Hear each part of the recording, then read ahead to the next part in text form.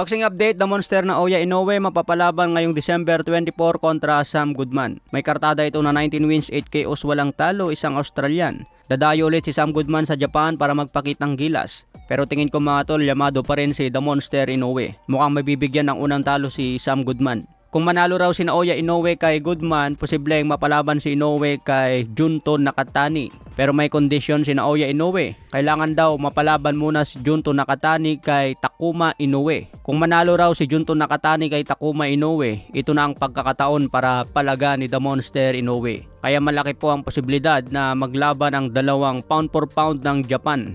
Sino kaya ang magwawagi sa dalawang ito mga tol? Parehas malakas. Pero tingin ko lamang pa rin si Inoue sa speed. Tank Davis versus Lamont Roach, nagsimula na ang hype. Sinabi ni Lamont Roach Jr. kung sa tingin daw ni Gervonta Tank Davis, katulad siya ng mga tinalo niya na may hina, nagkakamali raw si Tank Davis. Sumagot naman si Tank Davis mga tol, I advise you not to talk so much. It can be bad for you. So mas maganda kung tahimik na lang daw si Lamont Roach. Baka magalit pa si Tank Davis bugbugin sa loob ng ring. Binabati ko si Tank Davis dahil maliit itong kalaban niya. Galing super featherweight, aakyat ng lightweight para labanan ni Davis. Sobrang cherry pick daw ang ginawa ng kampo ni Tank Davis dito dahil marami namang fighter sa lightweight division. Bakit yung super featherweight pa ang pinili? Malaking kalamangan na naman ang ginawa ni Tank Davis. Pero matatandaan, dapat si Lomachenko ang kalaban ni Tank Davis, pero umatras muna si Lomachenko, hindi mo nalalaban ngayong 2024. Siguro wala nang opsyon si Tank Davis, kaya pinalagan na lang si Lamont Roach. Kaysa naman mabakante si Tank Davis, di palagan na lang kung sino ang itapat ng promoter.